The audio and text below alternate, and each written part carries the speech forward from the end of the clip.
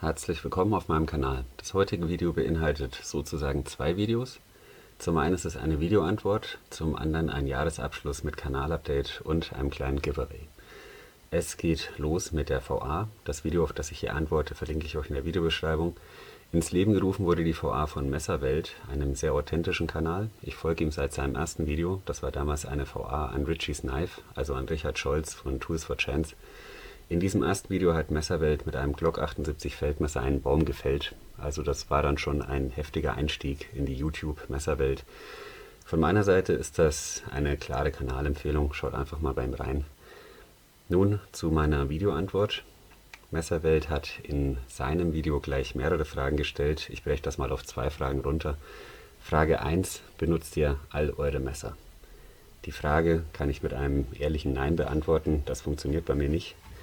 Ich bin messerverrückt im positiven Sinne. Rationales Denken wird da bei mir weitgehend ausgeschaltet. Es sind einfach zu viele Messer, von klassisch bis modern, von günstig bis ja, relativ teuer. Also die ganz hochpreisigen Messer habe ich eher nicht. Dann habe ich Klappmesser, feststehende Messer, Multitools. Es gibt hier beispielsweise etliche alte Messer, die werden von mir pfleglich behandelt, gut aufbewahrt, gelegentlich bespielt. Ganz ehrlich gesagt erfreue ich mich aber hauptsächlich an ihnen, also viel mehr mache ich damit nicht. Hier ist zum Beispiel ein Hippelniep, tolles Messer, aber ich benutze es tatsächlich nur ganz selten für Obst- oder Gemüseschneiden. Hier ein Puma-Messer, ein Anglermesser, das habe ich auch schon mal vorgestellt. Ja, ich bin kein Fischer, aber es ist einfach ein schönes Stück für die Sammlung oder für die Ansammlung, wie man das nennen möchte. Hier ein Kaufmann K55. Es gibt einfach viele schöne alte Solinger Messer, die haben sich bei mir im Laufe der Zeit so angesammelt. Hier ein altes Böker. Die meisten sind vom Zweitmarkt und ja, da kann man richtige Schnäppchen machen. Das ist auch ein altes Puma-Messer, 50 Cent auf dem Flohmarkt. Bei sowas kann ich nicht Nein sagen und deswegen sammelt sich das bei mir so ein bisschen an. Das ist ein ganz altes EK-Messer. Ja, dann ist es natürlich auch so, dass ich ein paar Kuriositäten habe. Zum Beispiel das Verlängerungsmesser. Sowas wird von mir natürlich auch nicht benutzt. Also ich wüsste jetzt nicht, was ich damit machen soll, aber ich erfreue mich einfach an dieser Technik. Ist ein schönes, kurioses Ding. Oder hier auch ein Flohmarktfund. Das ist ein Türklinkenmesser. Also das ist die Klinge eines Fallmessers und ein Türgriff zusammen. Was soll man mit so einem Messer machen? Es wurde bestimmt mal benutzt für irgendwas, aber ganz ehrlich, ich finde es einfach nur schön anzusehen, kurios, aber ich werde es nicht benutzen. Das ist ein Teil meiner Sammlung. Hier noch eine kleine Besonderheit. Das ist ein sehr seltenes Messer. Das ist ein Messer der Spezialeinheiten der Deutschen Bundeswehr. Es ist von Eichhorn und bitte nicht verwechseln mit dem HSK 70. Ja, sowas benutze ich einfach nicht. Dann komme ich auch schon zu Frage 2, die Messerwelt gestellt hat. Benutzt ihr eure teuren Messer und wenn ja, nutzt ihr sie anders als die günstigen? Ja, ich benutze meine teuren Messer, aber nicht alle. Hier zum Beispiel das Puma Automesser, ein sehr altes Modell. Das hat hier noch nicht mal den obligatorischen Stempel zur Altersbestimmung, der hier normalerweise an der Klingenwurzel wäre. Das sieht man jetzt hier beim White Hunter ganz gut. Hier ist die 25082 eingeprägt. Das deutet auf das zweite Halbjahr 1980 hin, also auch schon ein älteres Modell. Beide Messer sind vom Zweitmarkt, werden nicht benutzt. Ich muss ganz ehrlich sagen, es gibt einfach praktischere Messer, aber dennoch möchte ich sie in meiner Sammlung nicht missen. Dann habe ich noch zwei weitere kleine Besonderheiten, zum Beispiel das Wenger Pocket Grip. Da habe ich noch die OVP dazu und dann diese kleine Pouch. Ja, diese alten Wenger-Modelle sind mir wirklich ans Herz gewachsen. Da gibt es noch einige, die ich gerne haben würde. Insofern bin ich vielleicht doch zu einem gewissen Teil ein Sammler. Hier ist zum Beispiel auch das Wenger Grip, mag ich auch sehr gern. Das sind einfach zwei besondere Modelle von Wenger. Auch diese werden von mir nicht benutzt. Hier das Eastwood Tiger. Ja, von Fox Knives, Design Rüdi van Poppel. Das ist ein Prototyp, hat für mich einen besonderen Wert. Das Messer habe ich bei Dennis Hauser, Tools for Chance, gewonnen. Ab und zu packe ich es zum Bespielen aus, schneide damit Gemüse oder Obst, aber von Nutzung im herkömmlichen Sinn möchte ich ja auch nicht reden. Dann habe ich hier das Ansa Boddington. Ja, das nutze ich inzwischen ganz gern, hatte ich jetzt öfter mal dabei. Darüber bin ich euch auch noch ein Video schuldig. Im Sommer habe ich schon einige Szenen dazu abgedreht. Ja, dann kam leider einiges dazwischen. Mal sehen, wenn ich es dann schaffe. Hier ein kleines Fix von Nico Baumann. Das trage ich zurzeit sehr gerne. Interessante Ergonomie, tolles Design. M390 Stahl. Im Gegensatz zu meinen sonstigen Gepflogenheiten trage ich es entweder in der Hosentasche, der Jacke oder in einer Pouch. Also diesmal nicht als Neckknife. Ein Video dazu folgt noch. Ich muss aber vorher noch ein bisschen was klären. Hier ein Neuzugang. Das habe ich schon lange auf der Liste. Das Perser von Fox Knives. Markus Reichert Design. Ja, also das gefällt mir wirklich, seitdem ich es das erste Mal gesehen habe. Das wird jetzt eine Zeit lang mein User im Fixbereich werden. Dazu folgt dann auch noch ein Video. Ich kann schon mal sagen, das Ding ist wirklich genial, hat es mir echt angetan.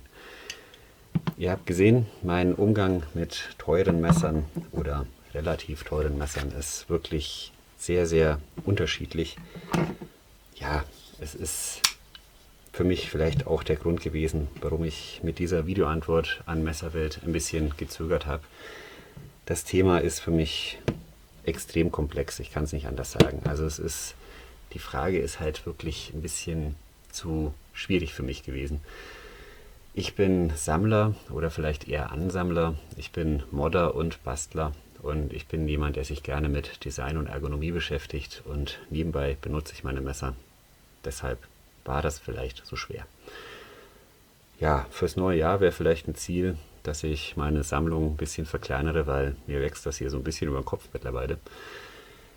Gut, das war jetzt meine VA an Messerwelt.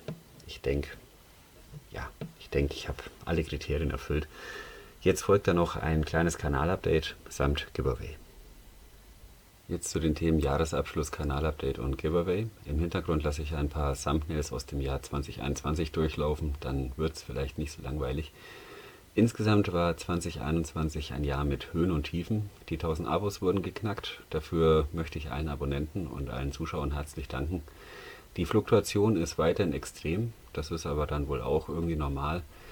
Ja, das ist jetzt Video 53 im Jahr 2021, also ein Video pro Woche im Schnitt. Da möchte ich mich auch ungefähr einpendeln. Es ist weiterhin so, dass man ein wirklich richtig dickes Fell braucht, was man manchmal im Hintergrund so mitbekommt, sei es auf YouTube, Instagram oder Facebook, ist mitunter schon echt hart. Mein Standing in der aktiven Szene ist jetzt auch nicht so das Beste, vielleicht weil ich mitunter überall meinen Senf dazugebe, vielleicht hat es auch andere Gründe, ich weiß es nicht.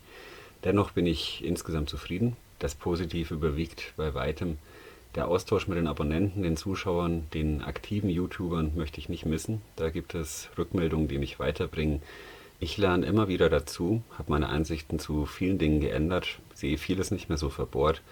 Mittlerweile würde ich auch viele Videos ganz anders drehen als noch vor 1,5 oder 2 Jahren. Ich denke, das gehört auch irgendwie zu diesem Prozess dazu. Durch diverse Passarounds ergeben sich für mich Möglichkeiten, Messer vorzustellen, die weit außerhalb meines Budgets liegen. Auch damit durchläuft man einen Lernprozess. Bei einigen Messern kommt man aus dem Staunen nicht mehr raus. Da ist man angesichts der Qualität fast sprachlos. Dennoch bleiben die preiswerten Messer meine heimlichen Favoriten. 2022 werde ich einige Messer vorstellen, die sehr günstig sind. Auch ein paar Klassiker sind dabei. Die Ideen gehen mir eigentlich nie aus. Meist ist eher die Zeit ein Problem. Noch ein Update, das zugegeben etwas spät kommt. Mit dem Balmis von Miguel Barbudo hatte ich mein erstes Video, bei dem bezahlte Werbung eingeblendet wurde. Und zwar aufgrund eines Affiliate-Links. Das Video selbst war wie immer. Dennoch, das führte zu einem sehr gemischten Feedback. Viele haben mich bestärkt und finden das in Ordnung. Es gab aber auch viele kritische Stimmen, auch das kann ich verstehen. Ich kann euch eines versprechen, ich bleibe in meinen Videos ehrlich. Ich werde nichts schönreden, dazu zwingt mich auch niemand und ich könnte das auch nicht. Ich gebe ganz offen zu, dass mir Kritik nicht immer so leicht fällt. Beim Video zum SE Chirp habe ich das ganz extrem gemerkt. Ja, aber solche Messer sind glücklicherweise eher die Ausnahme. Ja, lange Rede, kurzer Sinn. Auch wenn Werbung eingeblendet wird, könnt ihr euch auf eine ehrliche Meinung meinerseits zum Produkt verlassen. Das ist so und das bleibt so. So, jetzt aber zum Giveaway. Zu gewinnen gibt es 2 Messer von Sandrin, das 9055. Ein sehr schönes Slipjoint-Modell mit Double Detent, Mikata-Griffschalen, Einhandöffnung.